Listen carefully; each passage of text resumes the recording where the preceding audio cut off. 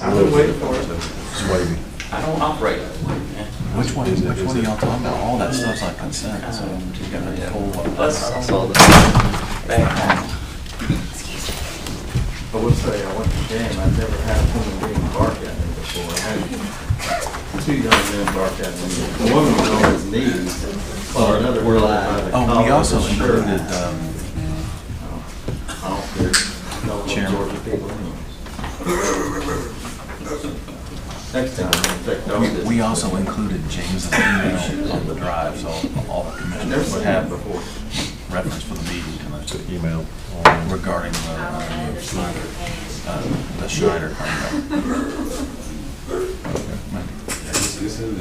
Okay.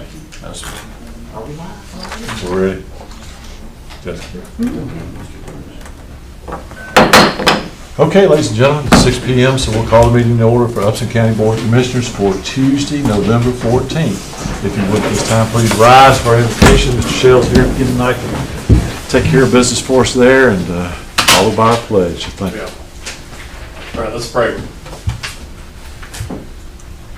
Father, we're so grateful to come in here with the spirit of thanksgiving. Just grateful to be alive. Grateful to engage with your heart and your mind for people in this community. And we just thank you for the leadership here. We honor them and the team that supports them, all their assistants and their families. We just set honor out there that you would bless them. You speak to them about the decisions to be made for this county. And I pray, Father, for prosperity. I pray for this county to grow in favor and in stature. I pray that it grow in wisdom. Father, I ask that this community would just increase to reflect more of your nature through the leadership that's here. Give them the boldness to reflect you in their thoughts and in this discussion. We ask for your counsel, Father, to come because it's so abundant. And we ask that it come freely and without hindrance. We just bless everyone here and the peace would come. As this meeting proceeds, Father, I pray that the peace of God would just fill this place, fill our hearts. We are so grateful. We're so grateful to you and where you've placed us. And we ask for this just be reflective in this time. In the name of Jesus we pray. Amen. Amen. If you join me in the pledge, I pledge allegiance to the flag of the United States of America and to the republic for which it stands, one nation, under God, indivisible, with liberty and justice for all. Thank you, sir. I really appreciate it. Thank you.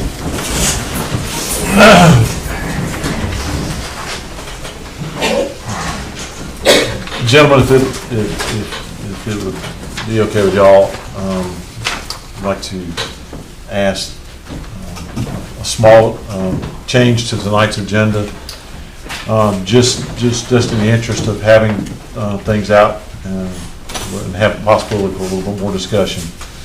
I would ask that we consider taking items H, I, and J off of the consent and moving them to, take them off the consent. So when, Is there a second? All in favor? Okay, Jessica. Thank you. Okay.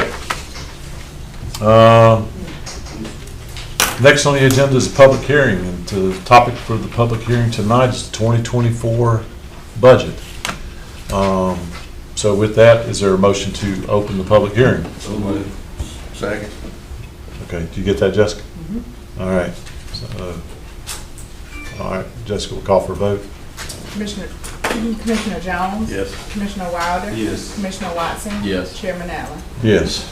Okay. I really appreciate a lot of you being here tonight. I hope a lot of you are here tonight because of things like public hearing on the budget. And, you know, we are as transparent can be. All of this stuff is out there, and you know, there was something in a local paper recently where we talked about the importance of public participation in the budget and public awareness in the budget that now's the time to really pay attention to the budget before the budget's approved, because unfortunately, a lot of times, we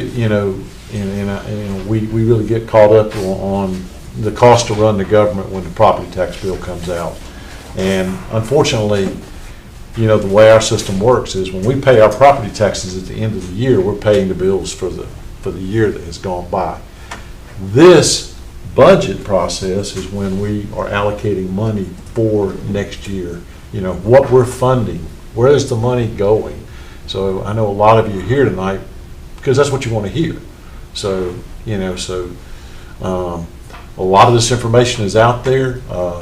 We do have the budget. There's a lot of information on the 2024 budget on our website, right? Not yet. Not yet, but soon. And you're gonna get some of that tonight.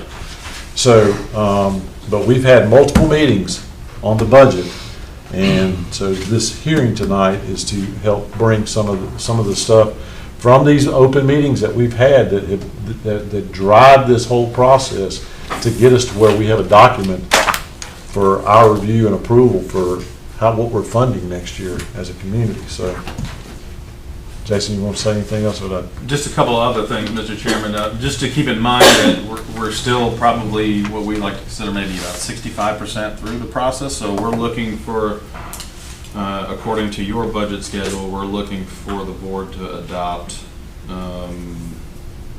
in our first meeting in December. So we're about a month away now. So after this meeting tonight, the presentation that the finance officer is going to go over briefly will be posted on our website probably sometime tomorrow afternoon. And it will remain there until the mid-December meeting where you consider it for adoption. And I just would add that for folks that are interested in the process, the board still has the opportunity to make changes in it from this form to its final form. So, Yeah. and I think we were potentially even talking about what some of those might be. In conversations earlier in the week. So just keep in mind it's a process. The process is not over. The budget is not set, and the board is not even moving on it tonight. It's just an opportunity to take public input. Right. Alan, you have anything? I know you were going to give us like a 2-minute. You want to kind of go through this? If it takes more than 2 minutes, I'm fine with that. But I know it's a high level review of what we're looking at for this coming year. Okay, as the chairman is saying, what we have in front of you or up on the screen is those are really all of our funds that we are legally required to submit annual budgets for every year. Except for what we call our enterprise proprietary funds, our water services and waste billing. We do budgets on those internally for management purposes. But all the other funds referred to as governmental funds, we're required to prepare a budget, and budgets have to be balanced. You can see a comparison, 2023 and 2023 represents the adopted budgets, including amendments that we have amended throughout the year. The 2024 represents the budget, obviously, that we're proposing. Is still in process. As has been mentioned, we may make some changes here and there. The biggest component of our, when we're talking about operating budgets, is our general fund. And what I'll do is be patient with me as I scroll down here. I can't get, I know it's difficult to see, but what I did in the second table below was kind of took all of our, what I classify for these purposes, our operating funds. These would be funds where we have activities going on that involve delivering services or providing services to the community. We have a few more than, say, maybe some other governments simply because we have joint projects. And recreation and 911 are both joint projects. The rest of our joint projects, like archives, senior center, are actually recorded within the joint projects fund. General fund is by far the largest component of our total governmental operating funds. When you look at it, we're proposing an increase of $1.4 million or 6.3% increase in the 2024 budget over the 2023 approved and amended budget. There's a lot of little footnotes at the bottom. This will be available to anyone on our website tomorrow. We'll get this up. I have one extra paper copy with me. You're welcome to take it as you go. I won't go through all of that. But basically what I'm saying is that in jest, one thing I do want to point out is that a good portion of the increase of our budget is related to compensation.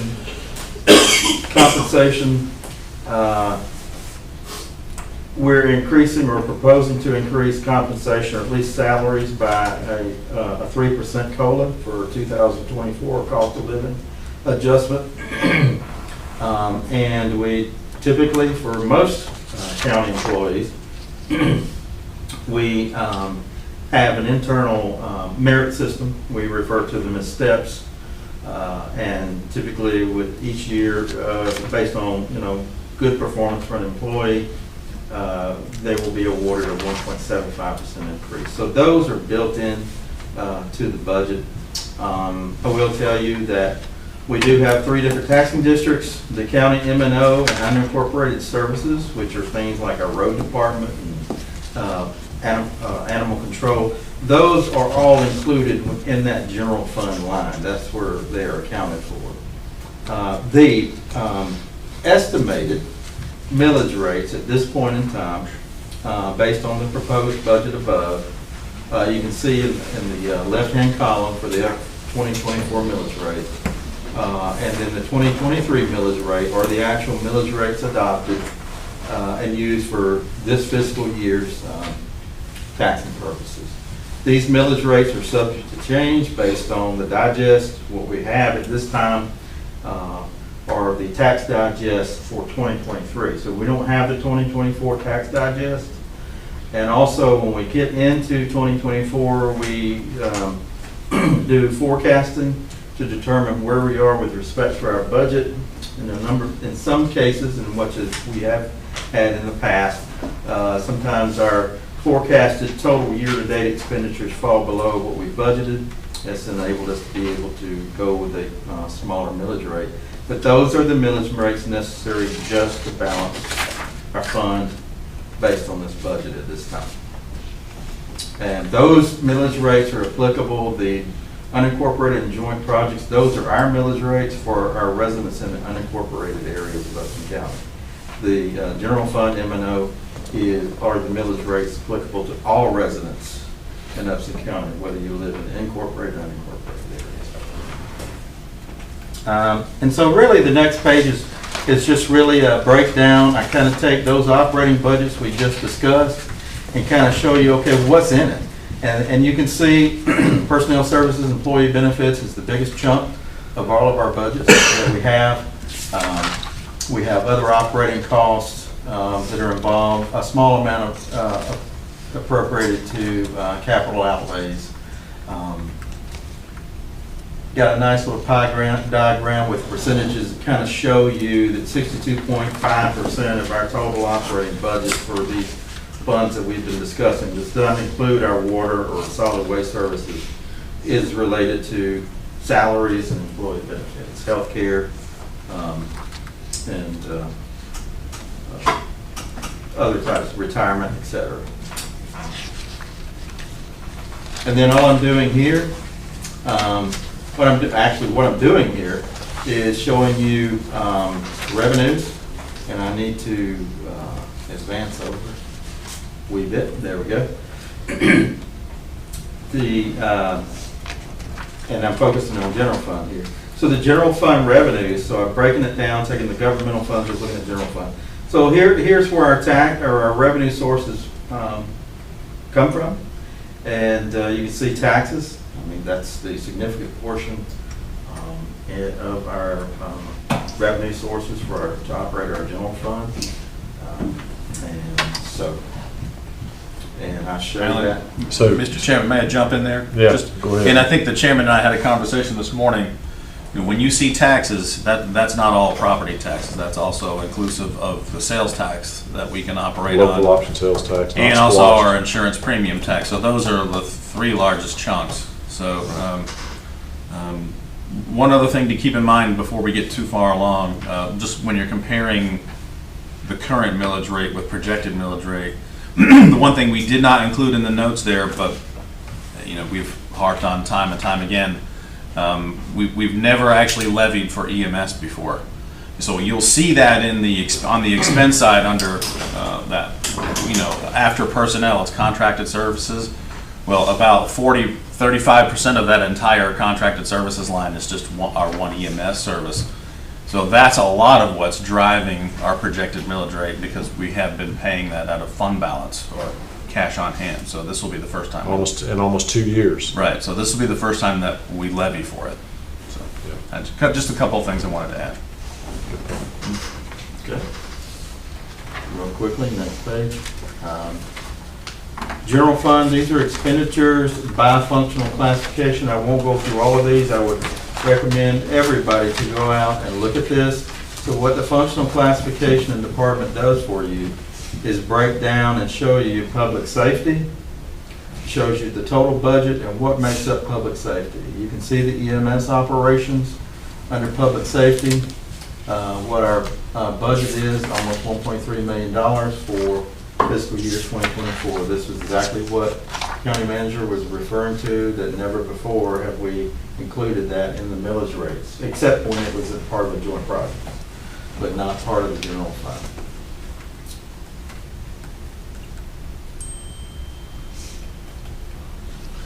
And so when you get down to the pie chart, if you need to refer back to where it breaks down by function, you just refer back to the sheets before and it'll tell you what's included in that. So public safety represents almost 47% of our total budget.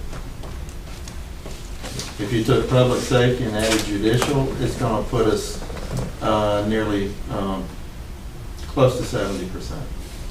Our total budget is around public safety and judicial.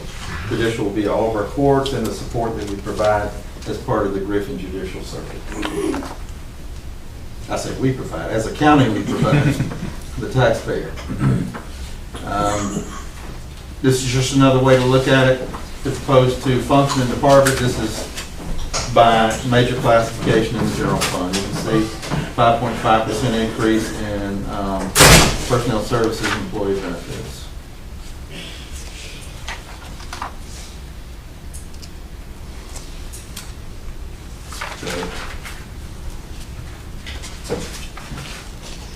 Joint Projects Fund, same sort of presentation. Joint Projects Fund includes, and I'll minimize it just a tad, your Joint Projects Funds include the Senior Center, Archives, branch libraries, which really is, we're part of the Pine Mountain Regional Library System, so we help to support that. So does the City of Thomaston, and it goes to support our local library. Emergency management, and then we have a jointly owned landfill facility, which we support the City of Thomaston in taking care of that. It is a closed facility, but this takes care of inspections and so forth on the facility. So you take those and you add, which I'll show down below, the transfer out to recreation and 911. Those are our joint projects. The only joint project not shown up here is the IDA, or Industrial Development Authority, and the reason being is that both in 2023 and for 2024, we're not budgeting any appropriation for the joint project fund. For the IDA. For the IDA, I'm sorry, that's correct. So those are the joint projects. And those, by the way, the funding is split between the city and county. And it's based on the net digest, the joint projects net digest. So the way it has worked out historically is we fund typically 65% of that from our joint project millage, and the city funds 35%. But because of changes in the net digest for 2023, that ratio has changed to approximately 68% and 32%. So the county's portion of joint project share has risen by about 3%. I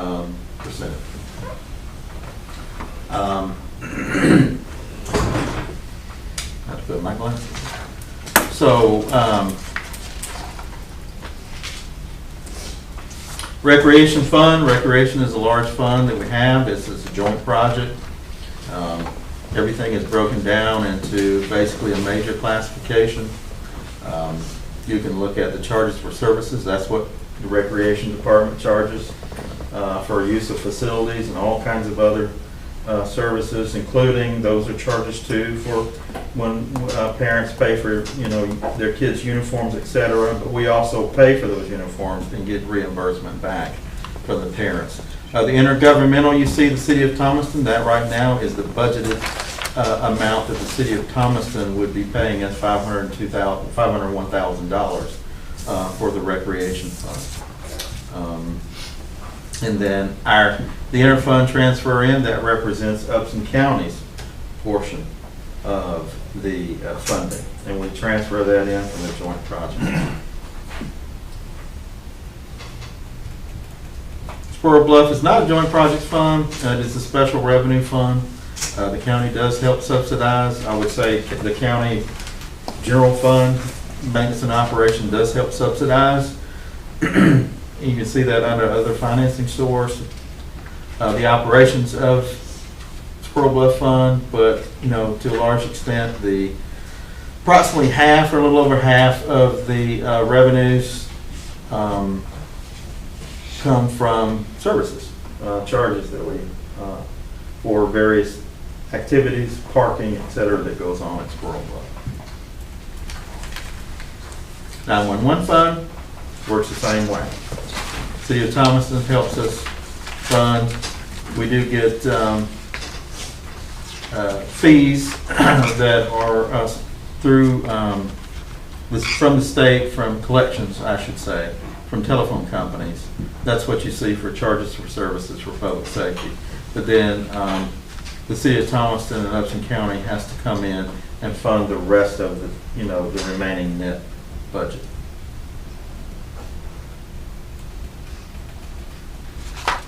LMIG is our basically our grant. We apply for that grant annually. It's awarded to us by the Georgia Department of Transportation. Those funds are used along with any other SPLOST, T-SPLOST, or other SPLOST proceeds to resurface our roads, streets and roads in Georgia, fix culverts and bridges on those roads. ARPA, or everybody should be aware by now. If you're not, I'll tell you that everybody got money out of COVID, even cities and counties. We were fortunate to receive $5.2 million roughly of ARPA funds. What you see reflected here is the anticipated expenditures next year. We've pretty much used up those funds. Those funds that we did receive, we've used for to help with the broadband grant, or the broadband infrastructure through Highline. And we've also used those to help with a joint city-county sewer project. And a small dollar of it in 2022 was used for employee incentive payments.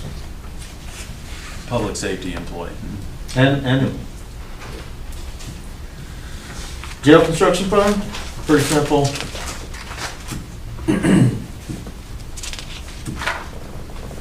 These are special revenue funds, and expenditures from these funds can only be approved, even though there's a budget. Anytime we need to use these funds, and they're restricted as to their use, we have only the Board of Commissioners can approve utilizing these funds, like for example, the jail construction fund. We utilized some of those funds this current year to purchase kitchen equipment for the jail. Debt service, we have 2 debt service funds, and those debt service funds are tied to SPLOST. So in 2019, the voters approved the 2019 transportation SPLOST, and they also approved us borrowing the funds so that we could let those projects right away. And so the funding sources for the payment of the revenues and expenditures of 2019 SPLOST, or the 2019 series general obligation bonds, are repaid from the SPLOST the 1 penny sales tax on T-Splosh. The same goes for the 2022 series bonds that we issued. The same thing, the voters approved, which was essentially a continuation of 2016 SPLOST, a 2022 SPLOST. We borrow funds. We're using those funds to help construct the Judicial Center. Proceeds from 2022 SPLOST will not only be used to pay the principal and interest on that debt, but also to fund other capital projects as we go along. I will say, if you don't know, probably, I don't have the exact percentage, but I would say 99% of all capital improvements that's done countywide is done through SPLOST, not from the general fund or anywhere else. So if anybody says our taxes, property taxes are going to go up because we're building a new building, et cetera, that's not true. Your 1 cent, yours, not only yours, but everybody that comes through Upson County and purchases goods and services are paying that 1 cent sales tax, whether they're buying it at the store or online. So without that, we would really be in a difficult spot on raising funds to just upgrade facilities, buy new vehicles, et cetera. Paved roads. Paved roads, absolutely, paved roads. That's a big one. Like I said before, the Water Services Fund, we do prepare budgets for internal purposes. Although it is a proprietary fund, I've prepared the budget and show it as being balanced. But there's a quick look at our Water Services Fund.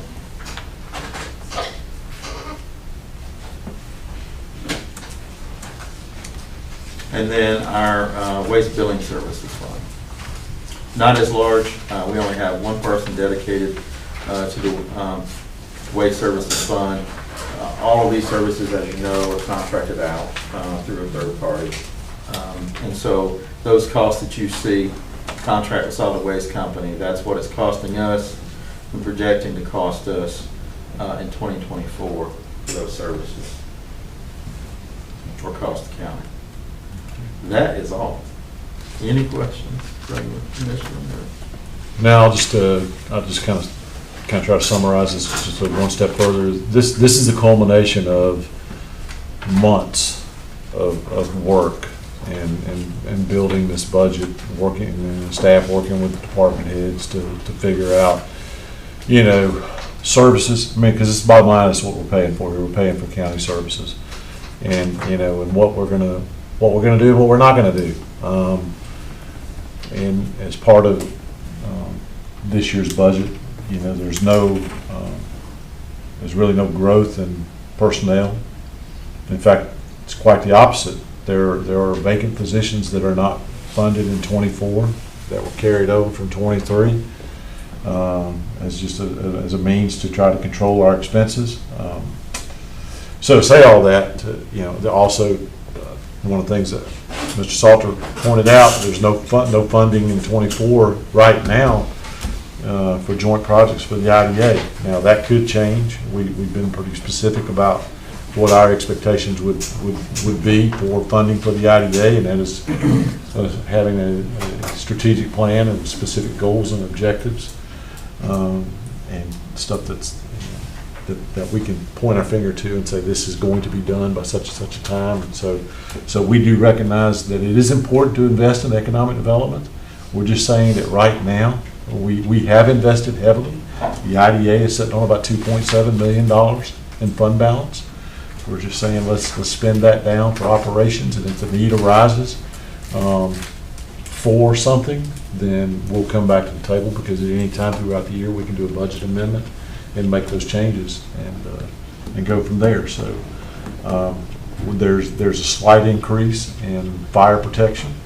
We value our volunteer fire departments, and we know that they're struggling just like everybody else is to buy gas for their trucks, and struggling to recruit and train and maintain volunteers to answer the call. So this is a very small token that we feel necessary for taxpayers show our VFDs that come to work every day and provide that service to the community.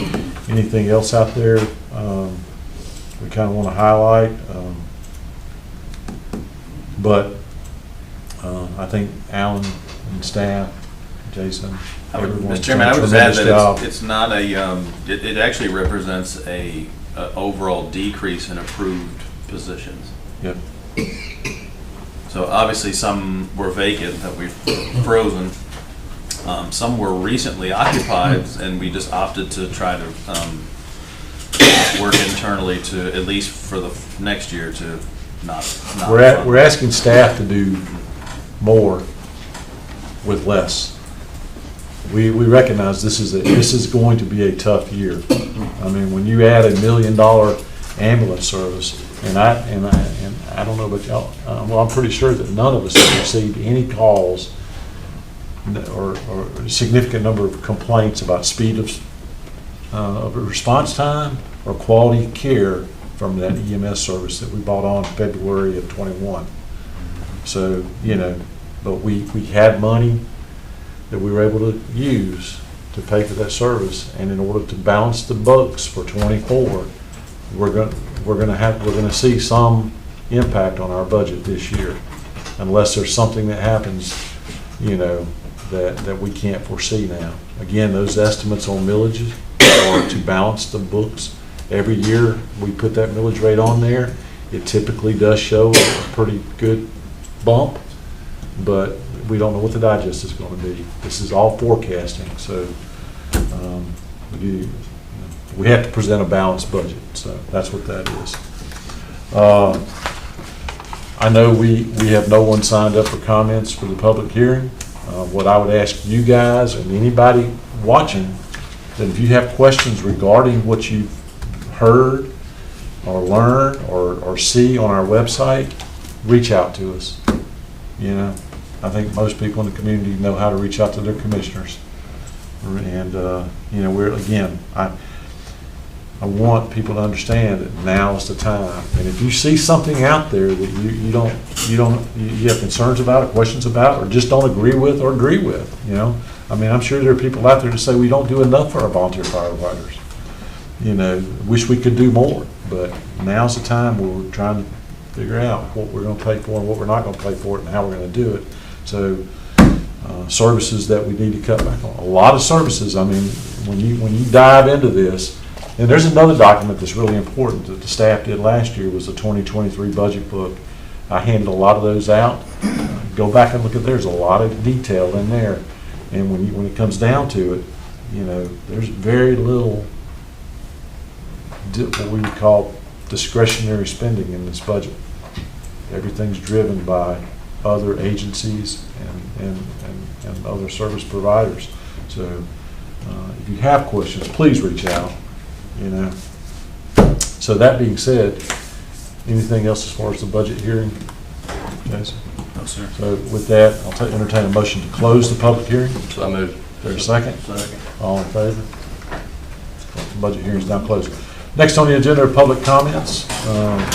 No one has signed up for public comments tonight, so we'll move right along. Gentlemen, next you have for your considerations the consent agenda.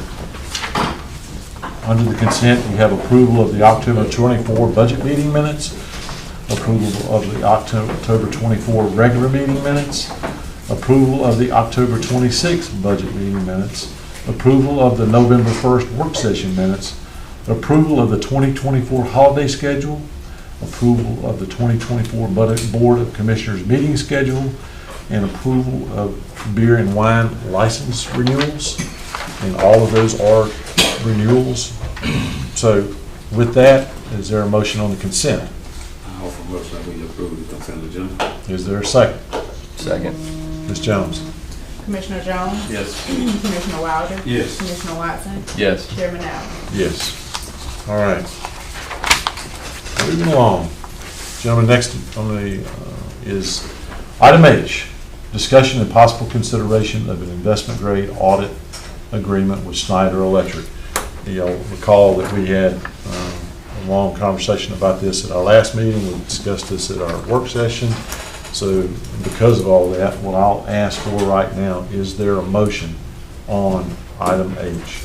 I'd like to make a motion that we take staff's recommendation and approve the energy savings contract or agreement. Is there a second? I second it. Okay, I have a motion made and seconded to approve the investment grade audit agreement with Snyder Electric. Is there any further discussion? Hearing no further discussion, Ms. Jones. Commissioner Jones? No. Commissioner Wilder? Yes. Commissioner Watson? Yes. Chairman Allen? Yes. Okay. All right, item I, approval of the serve line proposal and authorize the chairman to execute the associated contract. Jason, you want to just kind of summarize that? Well, Mr. Chairman, we had it on consent because we had it at the work session and during a regular meeting. But if you'll go quickly to what's in the PDF as page 3, this is where we concentrated most of our discussion. So the board had essentially said during that work session that we were going to probably look to go for that maximum limit under the residential. That's going to be 98% of all the customers that are affected by the rate. So that's going to be providing insurance at that level at roughly $1.80 per month per bill. So what we have done is we've used that model as the commissioners recommended that that's what they would like to see. And we have built that into our draft rates for water and sewer for next year, which we'll be presenting to you at a future meeting. We just wanted you to go ahead and approve this price schedule. What would follow that is once we send this approved back, they would send us an agreement that would need to be reviewed by legal and then executed by the chair. So the price for this insurance is $1.80 per month per water customer. That's right. For residential. And we do have a few commercial customers that those rates are also there on page 3. And as you know, we have very few sewer customers, so we had discussed not offering that at all. So what really drove this is last year, you know, we had that significant weather and we had a lot of people suffering water leaks from water lines busting, and there was no way for them to, a lot of times, a lot of people paid a lot of money because of undetected water leaks.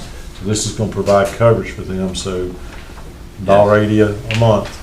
Well, and Mr. Chairman, as you know, we don't necessarily have a very comprehensive ordinance or policy that allows for us to provide relief to customers. So in some cases, we are making, let's just say, administrative decisions where we're trying to help customers that have had some catastrophic failures. And so we feel like not only does this provide a value to that customer to be able to reimburse them for expenses, it will help us administrate a leak protection program equally to everyone. And those provisions are very clearly spelled out on the 4th page of this as well. So there will be instances where it will not apply, but those have not been instances that we've experienced in the 5 years that we've been working through this issue without having a policy or a plan in place.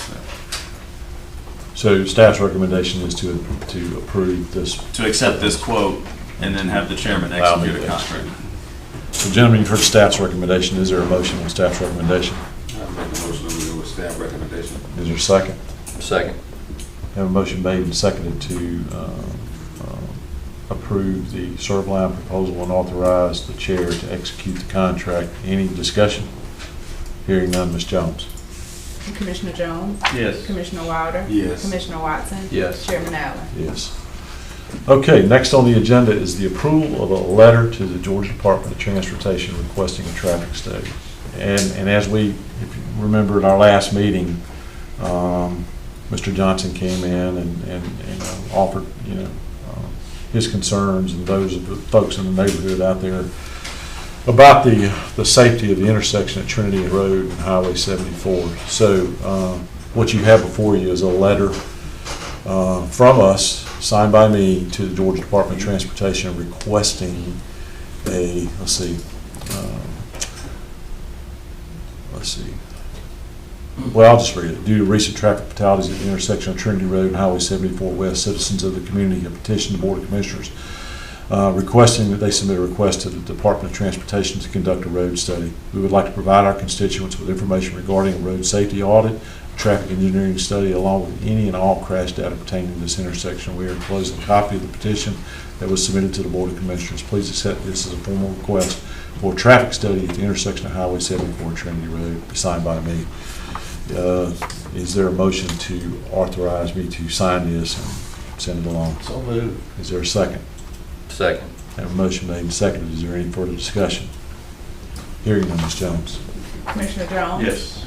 Commissioner Wilder? Yes. Commissioner Watson? Yes. Chairman Allen? Yes, and I'd take a second to just thank Mr. Johnson and everybody for expressing their concerns, and we'll send this along, and we'll see what possibly can happen. I mean, it's, yeah, just let's tell people to be careful out there. All right, new business, discussion and possible consideration of the fiscal year 23 budget amendment. So as we know, we go through the year, we have to end the year with a balanced budget, and sometimes we have overages, and sometimes we have shortfalls, and to balance, we do it through budget amendments. So with that, what you have before you is a resolution to effect changes through the budget that was approved for 23 that will hopefully end the year balanced. Jason, you want to comment? No, Mr. Chairman, so there are several for your consideration, but the Finance Office did a very, very good job providing detail for each one of them. So in some cases, it's unforeseen expense, where it could be payment for storm damage, which I think is the largest part of this, if you're considering it as a total, or something as simple as we move forward through budgeting, like if you take the first one in attachment 1, as we get better and better with the county's books, we realize as we go that sometimes things aren't posted correctly, where in the past we have, say, posted everything to finance and admin and not necessarily allocated costs out to departments. This is an attempt to allocate in the first section under the tax commissioner. That is an audit that is done every year and has been probably for the past 20 plus, that typically has been paid out of the finance budget, but really needed to be allocated to that department. So that corrects that. Moving forward, we would not need to amend the budget for that in the future. So that's one example. And then, Well, Jason, can we do this then, just to kind of so there's probably two. make sure that as we go over through, we just go through this, and if there's any concerns or comments about that specific one, so that when we're done, we don't come back. So, I mean, like what you just did with that one, that's Sure. great. So then the next one would be judicial and bailiff. Right, so as you'll see underneath that, your explanations in the notes underneath, So that's essentially a cost for court reporters. okay, so we have a So- deficit there of $66,796 that we need. So those types of things are very difficult to budget for, Right. because it's really up to the judicial process to decide, well, are these people going to plea out, or are we going to have jury trials, or are we going to have bench trials? So every time we have a trial, you have an expense for a court reporter, and we do our best working with our judicial staff to try to put budgets together, but there's just no way for us to really predict what that expense is going to be, and we've just had an increase in trial activity over the previous year, so that's what drives that. Which is expected with the COVID. Post-COVID. Yep. And so not everything's a deficit. Some of it can be revenue. So for instance, on this one, general fund revenue, is that, that 70,000 general fund revenue is, that's not for judicial, that's coming out of the big Coming out of the fund interest. balance revenue. Right. That's how we're paying for it. Correct. Okay. Okay. All right. Next one was probate. So this one, Mr. Chairman, this is just the direct impact of roughly mid-year, the probate office added a position. So in other words, for finance to be able to balance this budget at the end of the year, they're asking for an additional appropriation of $58,000. Okay. So, The appropriation on the revenue side is from unbudgeted earnings from interest or investment. right. Okay, so, gentlemen, you'll remember that in the 2024 budget, that's been proposed, there was no funding for that cost associated with that position. So this is going to, for the half year 2023, where there was no funding to provide for that. So,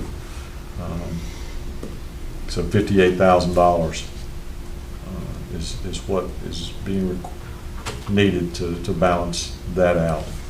I just want to point that out. So there's nothing in 24, but we're going to fix 2023 with this if we approve this amendment. Okay. And then lastly was the sheriff's office, and it's pretty elaborate.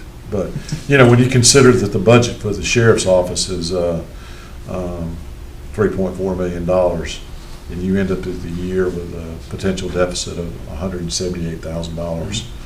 I mean, yeah, you don't like to see that. You'd like to come in under budget, but sometimes things happen. And in this case, it was things like vehicle repairs and maintenance. What else was there, guys? A lot of it is what was driving was an increase in property casualty insurance, according to finance's notes. But the finance does go on to explain there that there are significant potential surpluses in some of his other departments where It will balance. Exactly. So that's not coming, that 178 is coming from other departments under the cognizance of the sheriff to cover that, which has been the case, I think, every year that I've been here. We've had to move money. Yes. So he has this large budget with different departments, and so he's able to, while he may be over on one, he's able to cut on others to balance out before the end of the year. So anyway, all right. Well, and also just to be totally transparent, there is a partial, according to finance, there is a partial appropriation of additional revenue there as well. It's a combination. Okay. All right, roads and streets. Road, streets, admin. This was the storm May damage. flood. Right. What was that? These were the expenses that we incurred from our road damage during our Yeah, so everybody remember back in March, March. we had I said May, I meant March. about $1.1 million in road damages in the western part of the county. Well, it was all over the county really, but mainly out west. So we had $1.1 million in damages. And so, we were able to get contractors on board right away and get those things done. And Jason and staff, and we've talked about this in the past, we're successful in petitioning the state to assist us in helping pay for this now. So we got almost a third from the state currently. We got our fingers crossed that there'll be more, but there was $700,000 that we did not appropriate, that we did not budget for. So this is balancing it out. And so that money is coming from Fund balance. fund balance. Okay. And that was it, right? That is all. So gentlemen, I'll ask you, that was a great summary. Are there any concerns or questions about any of these budget amendments? As long as Alan says they're correct.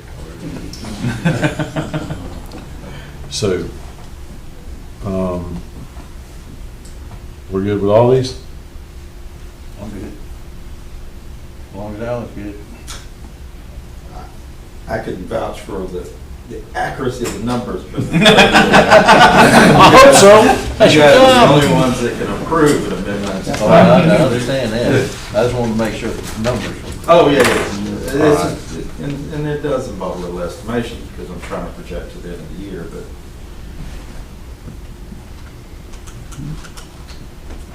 Okay.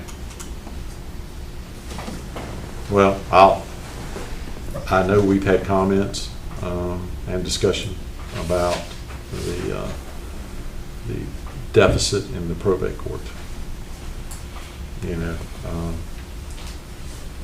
we don't, well, I'm not even gonna go there. I'm just gonna point out there is a deficit in the probate court. And if we're gonna make the budget amendment to call that out, or, you know, the other option is to leave it as is and reflect that deficit at the end of the year in the audit.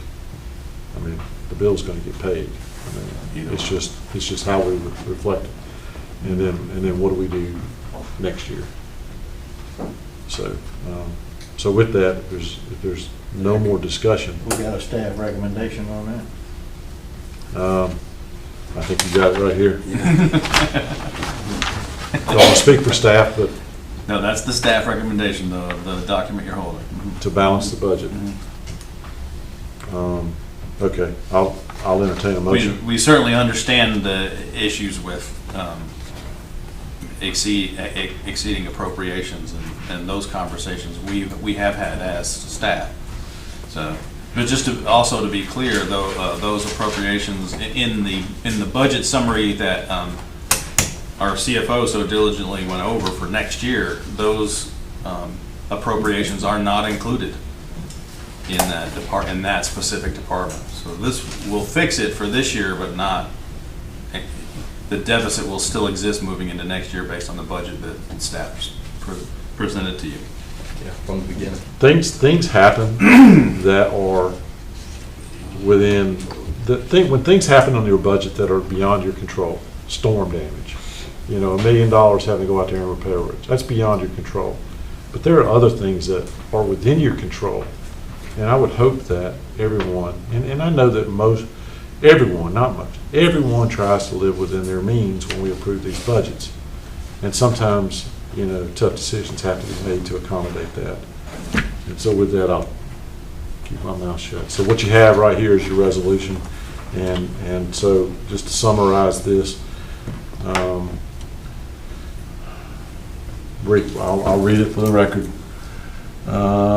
Whereas the Board of Commissioners has designated county manager to prepare and submit a balanced operating budget for fiscal year 23 for Upson County, whereas the county manager presented a balanced proposed 23 operating budget for Upson County at a scheduled public hearing to solicit public comments as well as work sessions. And whereas Upson County Commissioners adopted the proposed budget, and whereas any amendments to said budget after final adoption shall be made as follows. Any increases in appropriation in any fund for any county department of Upson County, whether accomplished through a change in anticipated revenues in any fund or through a transfer appropriation from one fund to another, shall require the approval of the Board of Commissioners. Transfers of appropriations in any fund among the various accounts within the Department of Upson County shall require only the approval of the county manager, except those transfers of appropriations from the contingency reserve shall require the approval of the Board of Commissioners. And whereas it has become necessary to amend the operating budgets for several general fund budgets in the LMIG fund to adjust for unforeseen expenditures in fiscal year 23, the budget amendments are presented in attachments A. Attachment A is what we just did. Went through, so it's therefore resolved by the Board of Commissioners, hereby formally amends the 23 operating budget of the general fund and the LMIG fund as presented. Is there a motion on this resolution? Make a motion to go ahead and Adopt the resolution. adopt this resolution. Okay, I have a motion to adopt. Is there a second? Second. Motion made to adopt this resolution, made and seconded. Any discussion? Hearing no further discussion, Ms. Jones. Commissioner Jones? Yes. Commissioner Wilder? Yes. Commissioner Watson? Yes. Chairman Allen? Yes. Okay. All right. County manager comments. Wrapping up tonight. Doing pretty Mr. good. Chairman, I don't think I have anything to share tonight. Okay. Jessica? We've scheduled the Christmas luncheon for the employee Christmas luncheon is December the 22nd at 11:30 at the City Center. All right. The theme is ugly sweater. That ain't gonna be hard. How about this ugly? All right. Mr. English, I don't have anything, Mr. Chairman. Thank you. Mr. Watson, I don't have anything. Mr. Wilder. One thing I like to say is that we need to talk with the chamber so they can schedule their banquet on a different night than we have the commission meeting, so we can attend, or I have an opportunity to attend. But other than that, I don't have anything else to I'm say. with you. I'm sorry we missed it. I'm sorry we I'm missed sure they're having a good meal that started about an hour ago. Yeah. Commissioner Jones. Hey, I appreciate everybody coming out and listening to the county's work. You know, we do our best to squeeze every dollar as tight as we can. And supplies have gone up. I mean, that's one of the main things. If you go through the budget, supplies are just killing us. Gas. Gas, yeah, Oil. everything is killing us. And, it's not gonna go back down until we have a change in, something up north of us. So, other than that, I just appreciate everybody showing up and everybody watched on YouTube. Yeah. Well, I'll sum it up by saying I echo what Commissioner Jones just said. I mean, public involvement and attention on the budget is paramount. I mean, you know, we want to hear about it before we adopt it, because once we adopt it, we're moving down a path and going forward, you know. And so in conjunction with that, let me talk about availability and access. There was a gentleman in here a couple of weeks ago that talked about, you know, we've had town hall meetings. We've done them. We'll continue to do them. But, you know, town hall meetings, if you schedule one at a certain time, invariably there's going to be somebody that's not going to be able to make that one. So I think one of the things that I know my partners up here do, and staff, is we're available. We're accessible. You know, you got our phone numbers, you got our email addresses. You know, please reach out to us. If you know, it's not uncommon that when, and I can speak for myself, and I'm sure y'all can share this, when I'm out in public and somebody's got something that they want to talk to me about, there should be no reluctance to do that. You know, we're available.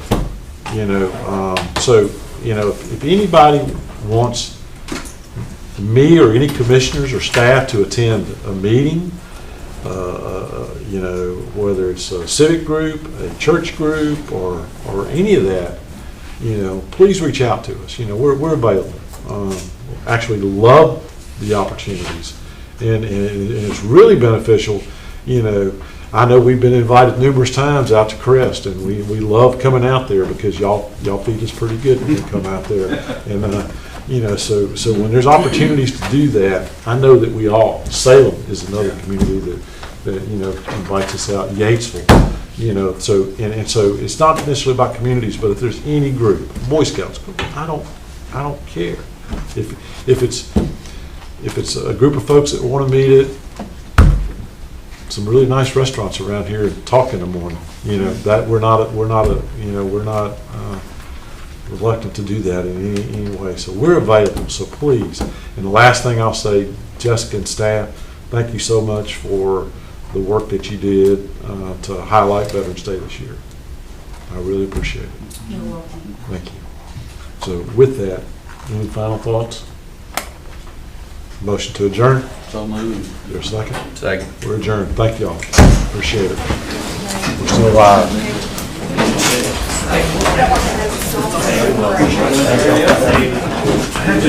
Man, it's amazing how fast we get through these things without technology. I know, I was taking the opportunity.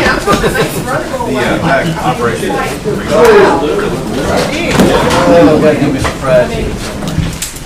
Don't want to hear it. Don't want to hear it. Hey. I would die. Ready to get it going.